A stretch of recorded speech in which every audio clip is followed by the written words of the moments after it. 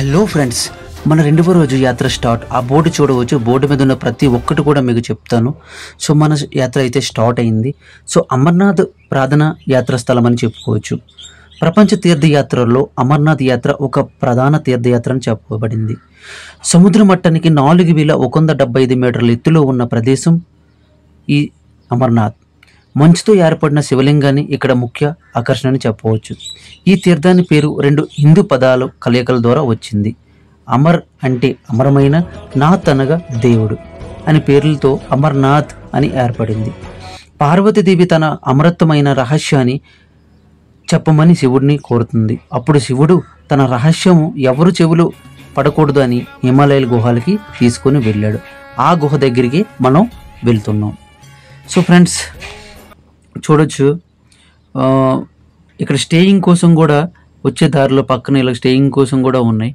Already ఇవి stay చేసి tea అనే కాఫీలు ఏమైనా తవ్వచ్చు. సో నేనైతే అలా వెళ్తూ మధ్యలో అయితే నేనైతే ఒక స్ట్రాంగ్ డ్రింక్ అయితే చేసుకున్నాను. సో ఇది ఎనర్జీ కోసం.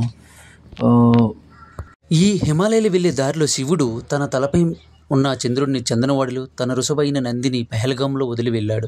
గజదేవుడైన తన గణేషుని మహాగణేష్ పర్వతం సర్పాన్ని తన శేషనాగు దగ్గర వదిలి వెళ్ళాడు. సైడ్లో ఉంది, గట్టిగా వర్షాలు పడితే స్లైడ్ అయిపోతుంటుంది. భక్తులు చాలా ఇబ్బంది పడుతుంటారు. సో ఇది చూడొచ్చు, ఫస్ట్ కేవ్ ఇది. సో ఇక్కడ 5 నదులు, 5 పంచముఖ నదులు అంటారు కదా. సో 5 నదుల్లో కలిసిన వాటర్ ఇది. ఈ నది చూడొచ్చు. అలాగే ఆపోజిట్లో ఉంది, ఇది పెహల్గాం నుంచి వచ్చే రాస్తా. అలా కూడా రావచ్చు, ఇలా కూడా రావచ్చు. సో ఇది చాలా ఇంపార్టెంట్ అండి. శేషనాగు సరస్సు నుండి వచ్చే నది అండి ఇది. చూడొచ్చు ఇది. అలాగే ఈ సైడ్లో ఉంది కాళీమాత దేవుడు. ఇది ఫస్ట్ కేవ్ దగ్గర సైడ్లో ఉంటుంది, చూడొచ్చు. అలాగే అక్కడ చూడొచ్చు, ఇది నదులు 5 పంచముఖ నదులు ఉన్నాయి కదా. శేషనాగు సరస్సు అండి అది. ఆ సరస్సు నుంచి వచ్చే నది ఇది. సో ఫ్రెండ్స్ ఫైనల్గా శివుడు పార్వతి ఇవన్నీ విడిచిపెట్టి ఆ గుహకైతే చేరుకుంటున్నారు. సో మనం ఫ్రెండ్స్ చూడొచ్చు ఆ గుహ. ఇదే ఆ గుహ.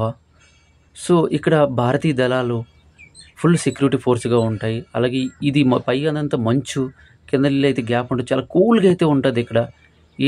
ఏసీ కూడా అవసరం లేదండి ఇక్కడికి వస్తే, అలా ఉంటుందండి.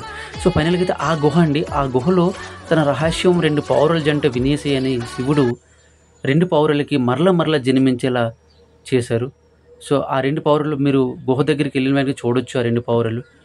సో ఫ్రెండ్స్ ఇది ఇక్కడికైతే మనం పైకి చేరుకోగానే సో చూడొచ్చు, ఈ సైడ్న స్నానాలు చేసి ఇక్కడ ఫ్రెష్ అప్ అయ్యి ఇవన్నీ ఉంటాయి స్పెషాలిటీస్. సో ఇక్కడ నుంచి అయితే మనం దర్శనానికి చేయించుకొని రావచ్చు. వాపస్ దర్శనానికి అయితే ఫ్రెష్గా అయ్యి వెళ్ళి రావచ్చు. అలాగే ఈ కార్డు ఉన్న వాళ్ళు అయితే లోనికి ప్రవేశం ఉంటుంది. సో మిగతా సామాన్లు ఇవి కూడా అలౌడ్ చేయరు. అన్నీ కూడా లాకర్లో చూడండి, ఆ లాకర్లో అయితే జమ చేసి మనం వెళ్ళాలి. ఫైనల్గా అయితే ఇదండి గుహ. అది ఆ మంచుతో కూడుకుని చూడండి శివలింగం ఎంత అద్భుతంగా ఉందో. సో ఆ పౌరాలు చూడండి.